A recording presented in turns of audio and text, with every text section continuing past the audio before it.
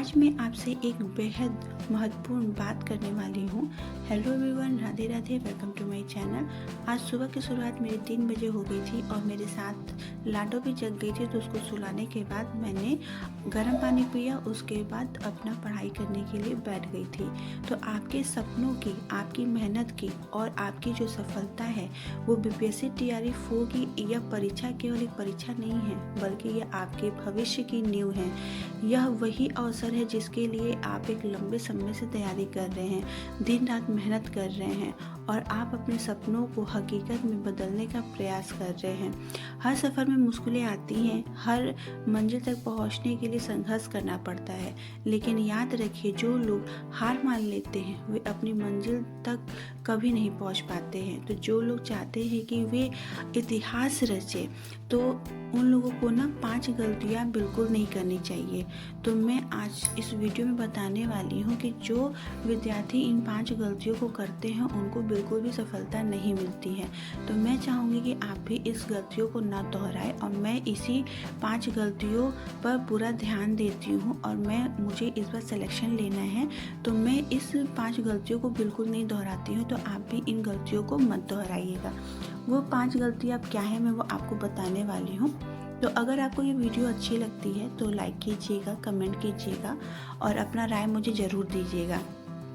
तो ये जो 5 गलतियाँ हैं, जिसमें से पहला सबसे बड़ा गलती ये है कि जो विद्यार्थी होते हैं, जो स्टूडेंट होते हैं, वो अपने सिलेबस को नज़रअंदाज कर देते हैं। जी हाँ, बहुत सारे ऐसे विद्यार्थी होते हैं कि जो नज़रअंदाज कर देते हैं सिलेबस को। वो लोग सिलेबस के अकॉर्डिंग पढ़ाई नहीं करते हैं। तो पहले आप अपने पूरे जो सिलेबस है उसको अच्छे से समझिए और उसके अनुसार ही पढ़ाई कीजिए।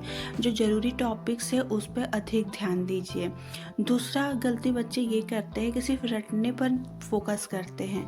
तो ये बहुत ही गलत बात है। रटना एक अच्छा सॉल्यूशन नहीं है। पहले आपको जो भी टॉपिक है उसका कॉन्सेप्ट क्लियर कीजिए, उसको समझिए, तब जाके आपका जो नंबर आएगा वो अच्छा आएगा। नहीं तो आप उस क्वेश्चन को रट लेंगे और उससे जुड़े जितने भी तथ्य हैं, जो भी जानकारियां हैं, वो आपको नहीं पता होगा। तो एग्ज़ाम में हमेशा सेम क्वेश्चन नहीं आते, उससे रिलेटेड क्वेश्चंस आते हैं। तो आप जो भी पढ़ रहे हैं उसका जो कॉन्सेप्ट है पूरा का पूरा पढ़ने की कोशिश कीजिएगा, रटने की कोशिश मत कीजिए। तीसरा है गलती जो बच्चे करते हैं, वो लोग मॉक टेस्ट और जो प्रीवियस ईयर पेपर होता है उसको सॉल्व नहीं करते हैं। तो ये सबसे बड़ा गलती होता है स्टूडेंट का, क्योंकि आप जब मॉक टेस्ट देते हैं और previous year question paper solve करते हैं तो आपको एग्ज़ाम का जो पैटर्न है वो पता चलता है और इससे ये पता चलता है कि आपने कितने क्वेश्चन सही किए हैं और कितने गलती किया है। तो अच्छी रणनीति यही है कि आप पहले अपना कॉन्सेप्ट क्लियर कर लीजिए, फिर उसके बाद पीवाईक्यू को सॉल्व कीजिए, मॉक टेस्ट दीजिए, फिर देखिए कि आपका नंबर कहाँ कम आ रहा है और जिस पार्ट में कम आ रहा है उसको इम्प्रूव करने की कोशिश कीजिए। चौथा है जो बच्चे गलती करते हैं वो टाइम मैनेजमेंट नहीं कर पाते हैं। मैंने खुद देखा है कि एग्ज़ाम हॉल में बहुत सारे ऐसे बच्चे होते हैं कि वो लोग गोला ही नहीं भर पाते हैं और कुछ क्वेश्चंस क्या होते हैं वो उन लोग के छूट जाते हैं। वो लोग पूरे जो 120 क्वेश्चन है, 150 क्वेश्चन है, वो अटेंड नहीं कर पाते हैं। तो टाइम मैनेजमेंट भी बहुत ज़रूरी है।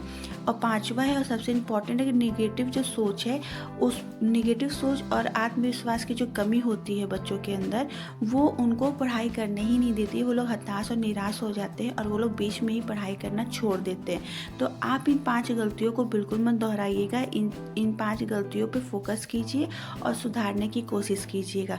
मैं भी इसी को फॉलो करती हूँ, आप भी इसे ही फॉलो कीजिएगा। तो ये था मेरा एक छोटा सा ब्लॉग। अगर आपको पसंद आएगा तो लाइक शेयर कमेंट कीजिएगा। मिलेंगे अगले ब्लॉग में। राधे राधे, जय श्री कृष्ण।